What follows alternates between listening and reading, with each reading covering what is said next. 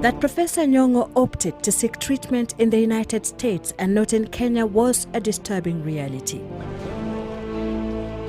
It could be interpreted to mean that Nyong'o had no faith in the services that he presides over as Minister for Medical Services. But rather than keep this fact secret, Nyong'o went public with his condition and let everyone know that he had sought further treatment in California. So why did he go public? This is not a private matter. First, I'm a public figure. People will wonder, where is this guy? He's not been seen in the neighborhood for the last 3 weeks. It was not going to help me to tell them, look, I've gone for a holiday in California. For cancer treatment to be successful, all cancerous cells in the body must be destroyed. And so after a daily session of 20 minutes under the radiation machine, Nyong'o's doctors concluded his therapy with a highly specialized form of radiation. At the end, they say, look, now we have done radiation for 5 weeks. We are convinced that the cells are killed. But there's a possibility that some stubborn cells are still lingering in there. What we want to do is to do a Hiroshima on these cells, i.e. just bomb them to hell. Do carpet bombing a la Vietnam. For 45 minutes we want to release intense energy there that will wipe out any stubborn fellow still lingering there as cancer, and it will go. But of course it has a terrible effect on you, because having intense radiation for 45 minutes on the poor little prostate cancer is quite traumatic. So what it leaves you after that is that the whole area is traumatized. The quality of treatment that the minister received in the US is certainly one that cancer patients in Kenya can only envy.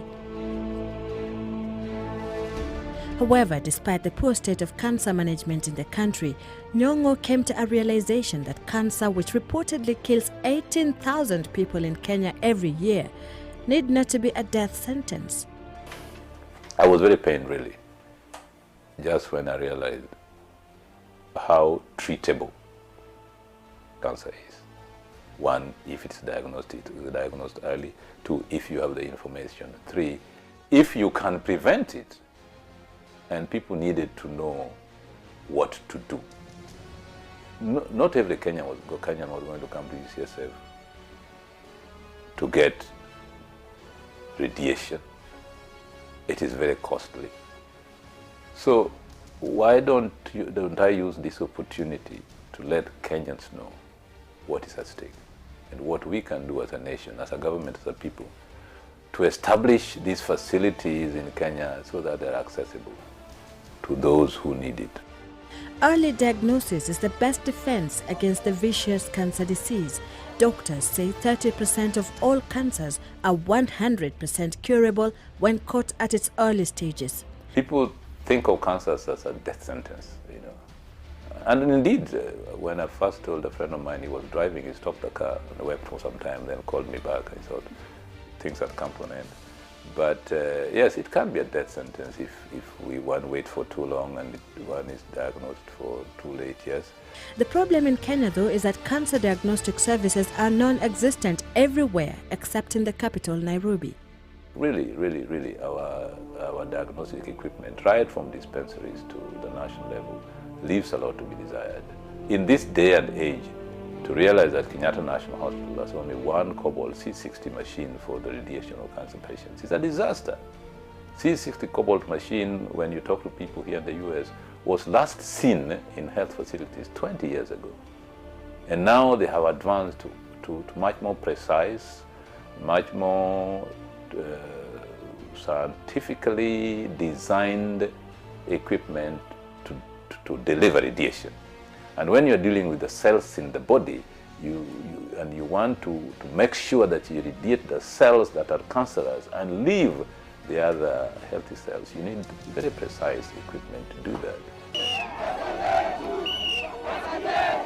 The minister reckons that government needs to look into the plight of healthcare providers. Many nurses trained in both private and public institutions running around with no jobs, and yet government needed to employ them. So I think first and foremost, let us rejuvenate the health system, both in terms of human resources and equipment.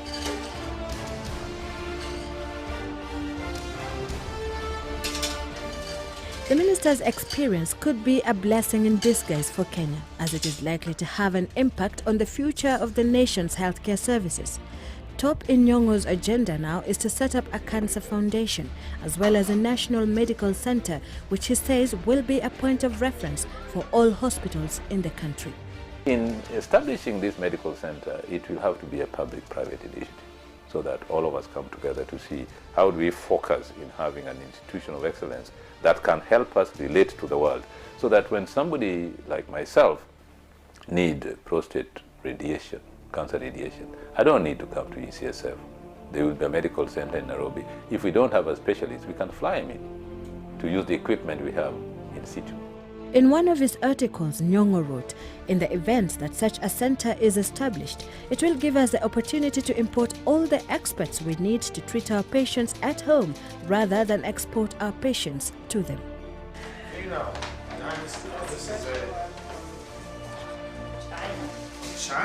In the final episode of our series tomorrow, Nyong'o admits that his experience has caused him to reflect deeply about life in general.